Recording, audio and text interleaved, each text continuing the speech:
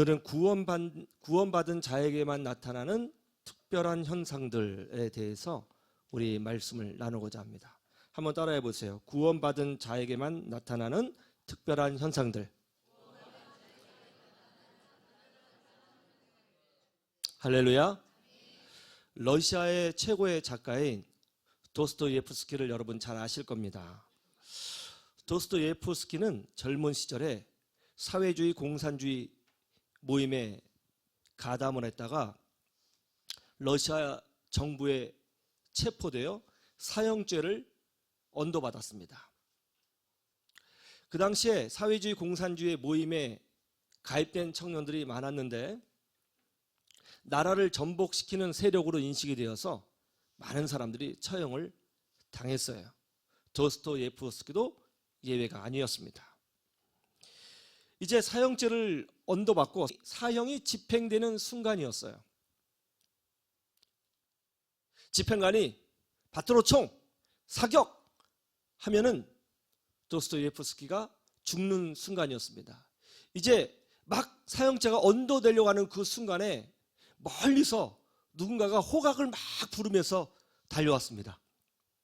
그러면서 그 사람이 하는 말이 짜르 황제의 명이요 사형을 중단하시오 라고 외쳤어요.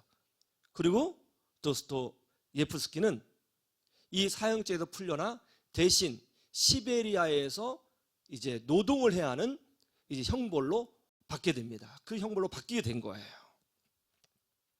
이 죽음의 순간, 죽을 수밖에 없었던 이 찰나의 순간을 경험했던 도스토예프스키에게는 이 죽음과 삶의 경계가 너무 가깝고 무섭다는 것을 경험을 통해서 깨달았어요. 이 경험을 놓고 그가 책을 하나 썼는데 그 책이 죄와 벌입니다. 읽어보셨죠? 제목은 들어보셨죠? 예, 그럼 돼요. 주여. 예. 예수님은 믿으면 구원받는 줄로 믿습니다. 그런데 무엇으로부터 구원받는다는 것일까요? 무엇으로부터? 구원받는다는 말이 뭘까요? 천국 간다는 뜻일까요? 보통 우리가 예수 믿고 구원받으세요 라고 말을 하잖아요. 그 의미가 뭡니까? 어디서부터 구원받는다는 거예요? 무엇으로부터 구원받는다는 거예요? 천국 간다는 것이 구원받는다는 뜻인가요? 많은 그리스도인들이 교회를 다니지만 구원받는다에 대해서 정확한 정의를 모르고 있어요. 교회를 잘 다녀요. 신앙생활을 오래 했어요. 그런데 그러면 구원받는다는 게 뭡니까? 말을 하면 답변을 잘 못해요. 어떤 사람은 천국 가는 거요. 그렇게 답변 많이 합니다. 도대체 구원받는다는 것은 뭘까요?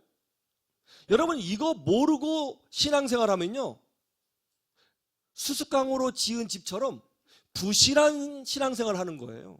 우리는 모르고 믿으면 안 돼요. 알고 믿어야 돼요. 맹신하면 안 돼요. 진리를 알고 믿어야 되는 거예요. 그래서 참된 그리스도인들은 항상 질문해야 돼요.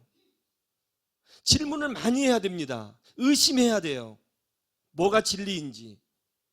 예수 믿고 구원받으세요. 무엇으로부터 구원받는다는 거예요? 어디서 구원받는다는 거예요? 오늘 이 부분 정확히 아셔서 견고한 믿음 소유하시기를 주님의 이름으로 축원합니다. 그러면 우리는 무엇으로부터 구원받는다는 것일까요? 첫 번째, 하나님의 심판으로부터 구원받는 거예요. 뭐라고요? 우리 본문 히브리서 9장 27절 말씀 읽었지만 다시 한번 보세요. 27절 시작.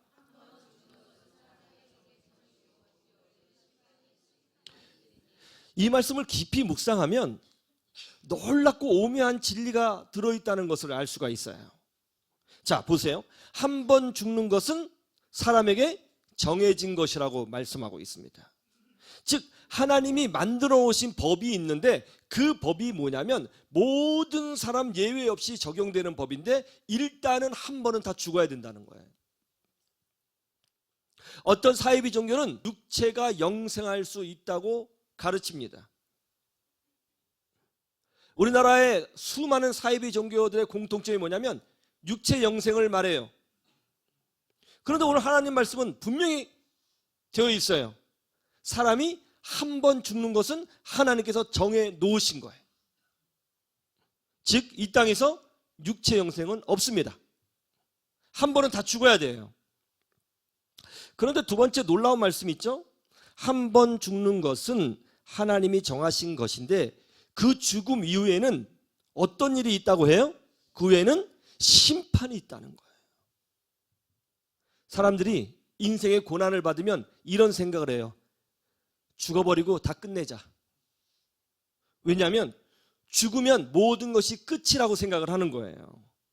그래서 인생이 힘들고 어려우면 죽음으로써 자기 생을 마감하고 모든 것을 그냥 다 끝내버리자, 그렇게 생각하는 사람들이 있는 겁니다. 그런데 죽음이 끝이 아니라는 거예요. 죽음으로 그 고통과 아픔과 어려움과 난관과 위기와 수치와 절망이 끝나지 않는다는 거예요. 죽음 이후에는 오히려 엄청난 사건, 무시무시한 사건이 벌어진다는 거예요. 그것이 뭐예요? 심판이 있다는 거예요. 심판이 있다는 말씀이 무슨 뜻일까요? 재판이 열린다는 거예요. 재판장에 끌려가서 신문당하고 취조당한다는 것입니다. 그리고 그 죄값에 따라서 지옥 형벌을 받는다는 거예요. 마가복음 9장 42절 한번 찾아보세요. 자, 42절에서 48절까지 우리 한번 큰 소리 내서 다 같이 한번 읽어볼까요? 시작. 또 누구든지 나를 믿는 이 작은 자들 중 하나라도 실족하게 하면 차라리 연자 맷돌이 그 목에 매어 바다에 던지우는 것이 나으리라.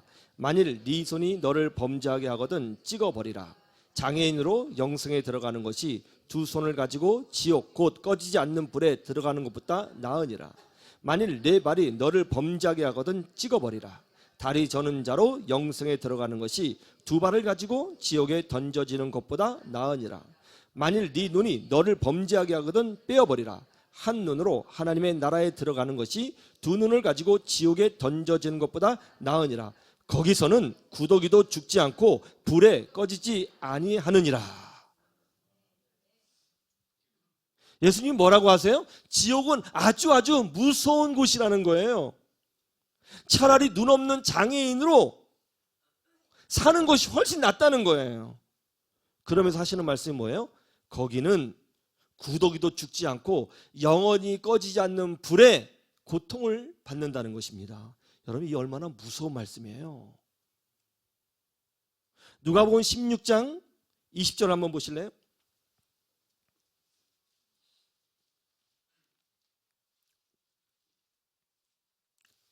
누가복음 16장 20절.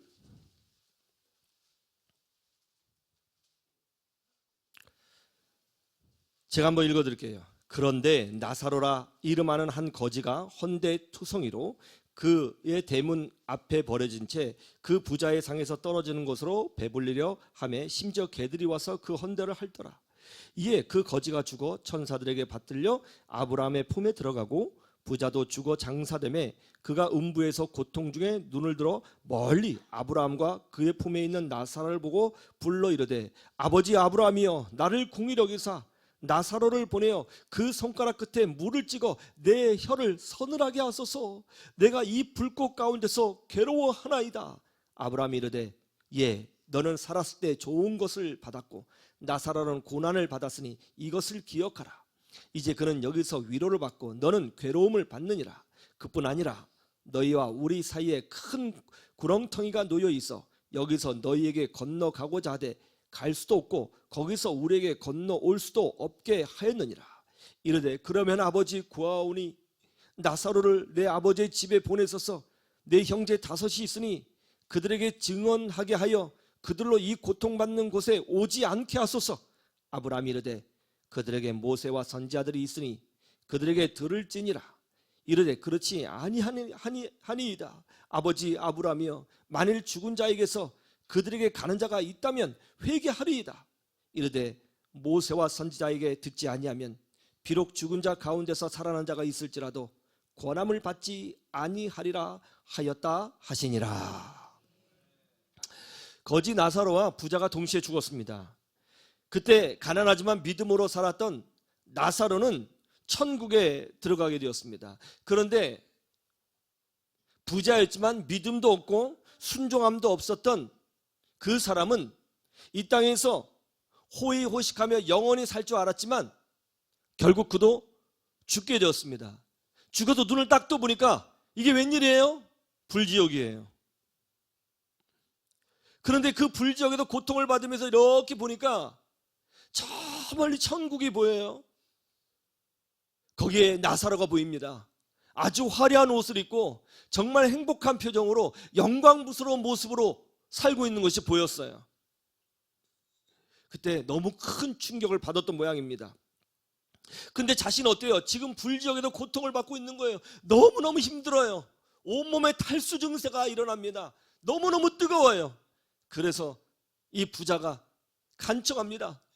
제발 손가락 끝에 물 한 방울만 찍어서 내 혀에 떨어뜨려 주십시오. 너무너무 고통스럽습니다. 그러자 아브라함이 이렇게 설명합니다. 우리가 그쪽으로 갈 수도 없고 그쪽은 이쪽에서도 올 수도 없다. 불가능하다. 그러자 이 부자가 마지막으로 간청합니다. 번뜩 생각이 난 것이 있었거든요. 저 땅에 지상에 가족들이 살고 있는 거예요. 그 사람들은 아무것도 모르고 살고 있는 거예요. 그래서 이 부자가 간청을 합니다. 저 나사로를 저 땅에 있는 우리 가족에게 보내주세요. 그래서 정말로 지옥이 있고 정말로 천국이 있다고 좀 알게 해주세요. 쟤네들 아무것도 모르고 살고 있습니다. 쟤네들 여기 오면 안 됩니다. 좀 알려주세요. 그러니까 이렇게 답변을 했다는 것이죠. 불가능하다. 그리고 저 땅에는 이미 성경책이 있고 말씀을 전하는 목회자들이 있다. 말씀 있고 선지자의 말을 들으면 될 것인데 굳이 사람을 또 보낼 필요가 뭐가 있느냐. 그리고 말씀도 믿지 않고 선포된 말씀도 받아들이지 않는 사람이라면 죽은 자가 가서 이 현실을 전한다고 해도 그 사람들은 믿지 않을 것이다. 그러니까 너는 그런 거 신경 쓰지 말고 지옥 형벌이나 계속 받아라. 그렇게 했다는 거예요. 여러분, 우리가 구원받았다라고 할 때 그 의미가 뭐예요? 무엇으로부터 구원받는 거예요? 하나님의 심판으로부터 구원받는 거예요. 그런데 우리는 하나님의 심판을 이제 받지 않습니다. 우리는 하나님의 심판으로부터 구원받았습니다. 할렐루야. 어떻게 이런 일이 벌어졌어요? 예수 그리스도의 은혜로 이렇게 된 거예요. 예수님이 우리 믿음의 사람들을 대신해서 하나님의 심판을 받은 거예요. 심판은 한 번만 있거든요. 그런데 예수님이 그 심판을 대신 받으신 거예요. 그 심판이 뭐예요? 바로 예수님의 십자가입니다. 뭐라고요? 예수님의 십자가예요. 예수님이 십자가의 법정에서 사형죄를 언도받고 십자가에서 대신 심판받아 죽으신 거예요. 여러분의 죄를 위해서 심판받으셨어요. 그래서 예수님이 십자가에서 뭐라고 말씀하셨어요? 엘리 엘리 라마 사박다니, 주여 주여 어찌하여 나를 버리시나이까. 그렇게 외치신 겁니다. 내 죄를 대신해서 형벌을 받으신 예수 그리스도를 믿고 의지할 때 우리는 하나님의 심판으로부터 구원받고 하나님의 자녀가 되는 축복을 누리게 되는 것입니다. 이 믿음으로 흔들리지 아니하시기를 주님의 이름으로 축원합니다. 두 번째, 부정적이고 불순종하는 마음으로부터의 구원이에요. 많은 사람들이 이게 구원인지를 몰라요. 한번 따라해 볼까요? 부정적이고 불순종하는 마음으로부터의 구원. 자, 우리가 예수님을 믿었다고 해서 착해질까요? 여러분, 우리가 예수님 믿으면 갑자기 믿음이 확 커질까요? 우리가 예수님을 믿으면 갑자기 긍정적인 사람이 될까요? 우리가 예수님 믿으면 무조건 아멘 하면서 순종하는 사람이 될까요? 천만에요. 절대로 그런 일은 벌어지지 않습니다. 예수님을 믿어도 우리의 속사람은 변하지 않아요. 자기 고집, 자기 주관, 불순종, 자기 유익, 부정적인 생각, 불신앙, 그냥 천성대로 사는 거예요. 그냥 옛날 살아왔던 성품대로 사는 거예요. 우리가 예수님을 믿고 하나님의 자녀가 되었지만 여전히 우리는 문제가 많아요. 여전히 우리는 믿음이 없어요. 우리는 여전히 반세상 사람입니다. 그렇게 믿음도 없고 그 안에 은혜도 없으니까 이 땅에서 신앙생활하고 교회를 다니지만 하나님을 온전하게 체험하지 못하는 것입니다. 하나님의 자녀로서 누리는 천국의 특권을 이 땅에서 온전히 누리지 못하는 거예요. 영적으로 부유하게 살지 못하는 거예요. 그래서 어떤 일이 벌어졌어요? 하나님께서 가만히 내버려 두시겠어요? 아니면 간섭하시겠어요? 간섭하시죠. 그래서 예수님을 믿으면 성령님이 우리 안에 내주하시는 거예요. 여러분 예수님 믿으세요? 여러분 안에 성령님 계신다는 것을 믿으시기를 축복합니다. 성령님이 우리와 동행하세요. 왜요? 우리를 고치시기 위해서. 우리의 마음을 고쳐요. 우리의 불신앙을 고쳐요. 우리의 부정적인 생각을 고쳐요. 우리의 나쁜 마음을 고쳐요. 믿음의 사람으로 만들어주는 줄로 믿습니다. 이거 제가 한 말이 아니에요. 성경에 나와 있어요. 이걸 신학적으로 뭐라고 하는 줄 아세요? 성화라고 하는 거예요. 뭐라고요? 성화예요. 빌립보서 2장 12절을 보세요. 빌립보서 2장 12절.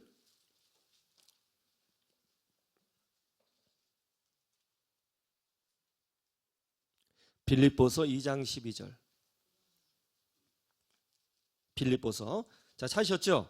다 같이 볼까요? 시작. 그러므로 나의 사랑하는 자들아, 너희가 나 있을 때뿐 아니라 더욱 지금 나 없을 때에도 항상 복종하여 두렵고 떨림으로 너희 구원을 이루라. 자, 여기 놀라운 말씀 있죠. 우리는 이미 구원 받았습니까? 아니면 구원 받을 거예요? 구원 받을 사람 손 들어보세요. 아직은 미정이고. 예? 없어요? 들어봐요. 괜찮아. 여러분 구원 받았습니까? 이건 과거예요? 미래예요? 지금 구원 받았어요? 지금 뇌에 창란이 오고 계시죠? 자, 여러분 구원 받았죠? 이게 과거예요? 미래예요? 과거죠? 그럼 우리 구원 받았다 그러지 구원을 이루라 그러면 틀린 말이죠. 구원을 받았다라고 해야 되는 거잖아요. 그래 안 그래요? 근데 성경에 뭐라고 되어 있어요? 두렵고 떨림으로 너희 구원을. 이게 미래적 표현이에요? 과거적 표현이에요? 미래적 표현이죠. 이거 이상하죠. 우린 이미 구원을 받았으니까 두렵고 떨림으로 이미 구원받았음을 믿으라 이렇게 표현이 돼 있어야지. 오늘 성경에 뭐라고 되어 있냐면 두렵고 떨림으로 너희 구원을 이루라 라고 표현하고 있어요. 우린 이미 하나님의 자녀예요. 그렇죠? 그런데 왜 빌립보서 말씀은 2장 12절은 너희의 구원을 이루라라고 하면서 미래적 표현으로 쓰고 있는 것일까요? 많은 분들이 이 구절 때문에 혼란스러워해요. 그런데 여러분 이게 중요해요. 제가 처음에 이 설교를 시작할 때 여러분에게 분명한 지향점을 하나 드렸죠. 무엇으로부터 구원받느냐가 중요하다고 했죠. 그러면 여기서 너희 구원을 이루라고 했을 때 이 구원은 무엇으로부터 구원을 받는다는 것을 말하는 것일까요? 이게 포인트예요. 자, 그럼 우리 12절 다시 한번 보세요. 어떻게 구원을 이루라고 해요? 항상 뭐함으로? 항상 뭐함으로? 복종함으로. 구원의 시작은 순종으로 시작하는 거예요. 순종입니다. 그러면서 13절부터 뭐라고 되어 있냐면, 자, 13절 한번 읽어보세요. 시작. 너희 안에서 행하시는 이는 하나님이시니 자기의 기쁘신 뜻을 위하여 너희에게 소원을 두고 행하게 하시나니. 이게 무슨 말씀이에요? 하나님 나라를 향한 꿈과 비전을 품으라는 거예요. 이게 굉장히 중요한 거예요. 하나님은 꿈과 비전을 가진 사람을 통해서 일하시고 역사하신다는 것을 여러분 알아야 되는 것입니다. 하나님과 동행하기 위해서는 꿈과 비전이 있어야 되는 거예요. 14절 잘 보세요. 14절 시작. 모든 일을 원망과 시비가 없게 하라. 무슨 말씀이에요? 불평불만하지 말아라. 부정적인 마음, 나쁜 마음 품지 말아라. 긍정적인 마음, 은혜로운 마음, 참된 믿음을 소유하라는 거예요. 그 다음에 15절 16절 보세요. 다 같이 해볼까요? 시작. 이는, 여기 제일 중요한 게 이는이에요. 아까 구원을 이루라 해서 결론이에요. 이는, 그 결론.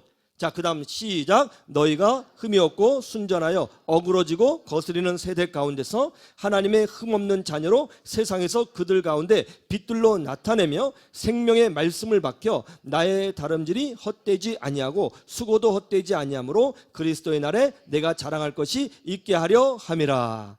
아멘. 무슨 말이에요? 하나님의 자녀로서 빛의 열매로서 성장하라는 것입니다. 그러니까 빌립보서 2장 12절에 나오는 구원을 이루라라는 표현은 뭐냐면 성화를 이루라는 거예요. 그 성화의 핵심이 뭡니까? 이미 너희는 하나님의 자녀니까 하나님의 자녀로서 그 신분에 걸맞는 긍정적인 마음, 그 신분에 걸맞는 착한 마음, 그 신분에 걸맞는 강한 믿음, 그 신분에 걸맞는 꿈과 비전을 소유한 사람이 되라는 거예요. 영국 왕이 런던 시내를 지나가다가 한 소매치기 소녀를 발견했습니다.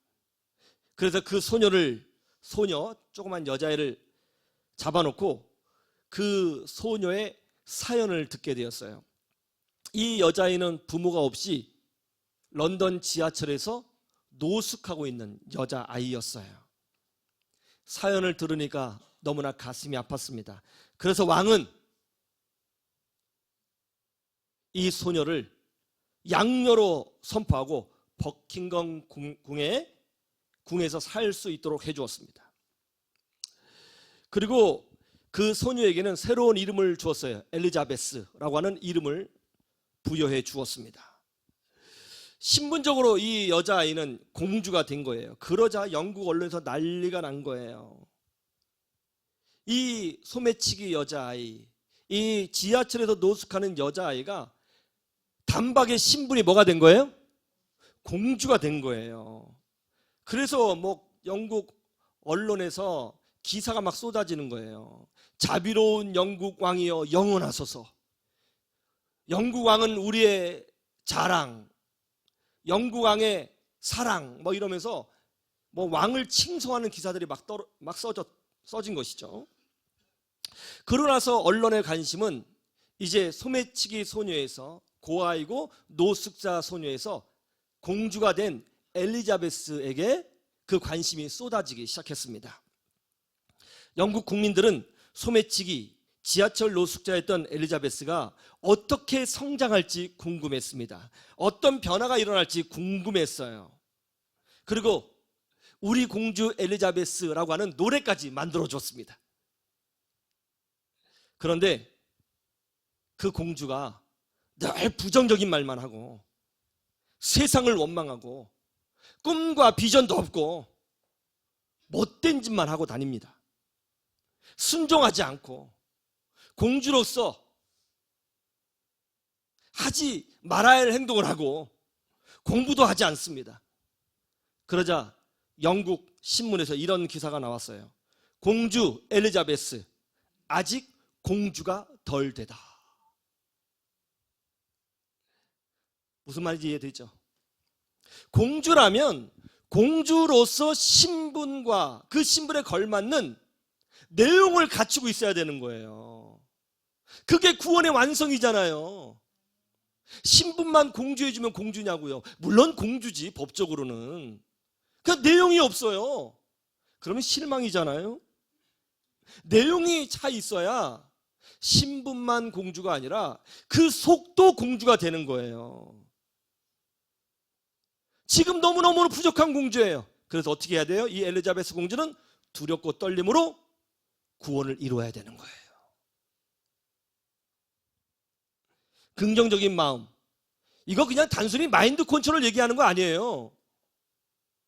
진짜 신앙인이라면, 예수 믿는 하나님의 자녀라면 그런 마음을 가지고 있어야 되는 거예요. 세상을 하나님의 통치권 가운데 바라보고 하나님의 역사를 인정하고 하나님의 주인됨을 인정하고 긍정적으로 세상을 볼 수 있는 그런 내용을 가지고 있어야 되는 거예요. 여러분, 이게 신앙의 핵심이에요. 강한 믿음? 여러분, 믿음이 없이 되는 것이 있던가요? 제가 지난주 우리 목자들에게 제 인생의 철학에 대해서 말씀을 드렸는데 한 번도 얘기를 안 했는데 그냥 이상하게 얘기해 주고 싶더라고요. 그 제가 얘기를 해줬어요. 다들 궁금해하기에. 뭐라고 얘기했냐면, 아예 말아요 그냥. 궁금해요? 궁금해하지 않는 것 같아가지고. 궁금해요? 한번 따라해보세요. 나는 말씀이 법이고 방법은 믿음이다. 할렐루야. 우리 믿는 사람들은 하나님 말씀이 내 법이에요. 세상 법 아닙니다. 세상 교육법, 민법, 형법 그거 아니에요. 우리는 하나님 말씀이 내 인생의 법이에요. 이게 진리예요. 내 주관, 내 철학, 내 관점 하나도 중요하지 않아요. 말씀이 법이에요. 그리고 방법은 믿음이에요. 믿음이 중요해요. 그리고 꿈과 비전, 그 마음에 소원을 두고 행하게 하시는 것, 꿈과 비전 청소년들에게만 필요한 말씀이 아니에요. 하나님은 아브람 70세가 넘은 아브람에게도 꿈과 비전을 주셨어요. 80세가 넘은 모세에게도 꿈과 비전을 주셨어요. 이거 굉장히 중요한 겁니다. 착한 마음, 여기에 천국이 있는 것이죠. 여러분을 사로잡고 있는 부정적인 마음, 삐뚤어진 마음, 불신앙, 꿈과 비전이 없는 마음, 불평하고 원망하는 마음, 여러분 이런 것에 사로잡히면 안 됩니다. 그런 마음과 싸우셔야 됩니다. 여러분은 하나님의 자녀이고 왕같은 제사장입니다. 그러므로 더 왕답게, 더 믿음의 용사답게, 더 믿음의 사람답게 수준 있고 고급지게 그 내용을 하나님 말씀으로 채워가고 그 생각과 행실과 마음 자세를 믿음의 용사처럼 만들어 가셔야 되는 것입니다. 그럴 때 하나님께서 여러분을 부르신 그 목적에 따라 여러분이 만들어져 가는 거예요. 그리고 그런 내용들이 채워지면 더 크게 쓰시고 더 큰 계획을 주시고 더 놀랍게 축복하시고 가문과 자녀들의 인생을 바꿔주시는 하나님을 체험하게 되는 것입니다. 그런 은혜가 있기를 주님의 이름으로 축원합니다. 세 번째, 최후 승리자 천국의 영광이에요. 한번 따라해 보세요. 최후 승리자 천국의 영광. 이게 뭐예요? 나사로와 같이 하나님 나라에서 영광스러운 존재로 서는 것을 말하는 거예요. 이것을 신학적으로 영화라고 하는 거예요. 천국에서의 우리는 승리를 경험하게 될 줄로 믿습니다. 탤런트 권오중 씨 아시죠? 권오중 씨. 권오중 씨가 이런 간증을 했어요. 아들 혁준이가 근위 영양증이라는 진단을 받았답니다. 쉽게 말하면 죽는 병이에요. 여러 번 검사를 했는데 근위 영양증 죽는다는 거예요. 의사의 말로는 현대의학으로는 방법이 없다는 겁니다. 방법이 없다는 말을 듣는 순간 하나님밖에 없다는 생각이 들었대요. 그래서 교회에 달려가 권호정 씨가 울면서 기도했답니다. 하나님, 제 아들 살려주세요. 우리 아들을 살려주시면 평생 주님을 섬기고 제가 믿음으로 살겠습니다. 하나님 살려주세요. 하나님 살려주세요. 그러고 나서 며칠이 지났습니다. 병원에 있는 아내에게서 전화가 걸려왔습니다. 권호중 씨가 전화를 받자 아내가 그냥 엉엉 울더래요. 직감적으로 우리 아들이 죽었구나. 손이 막 떨리더랍니다. 근데 아내가 이렇게 말하더래요. 여보, 기적이 일어났어. 혁준이가 정상이래. 혁준이가 정상이래. 그런 말을 들었다는 거예요. 의사들은 말이 되지 않는다면서 다시 검사하자고 하더랍니다. 그때 권호중 씨가 다시 검사할 필요 없다고 딱 잘랐대요. 왜냐하면 이건 하나님께서 해주신 거니까 더 이상 의심할 필요가 없다는 거예요. 그러면서 이렇게 고백을 했어요. 하나님은 정말 살아계시고 세상을 통치하시고 우리와 함께 하시는 분이셨다. 하나님의 자녀는 이 땅에서도 천국의 축복, 천국의 기적, 천국의 승리를 경험할 수 있습니다. 예수 믿으세요. 그래서 심판에도 구원받으시고 부정적인 마음에도 구원받으시고 천국의 축복을 누리는 여러분 모두가 되기를 주님의 이름으로 축원합니다. 축원합니다.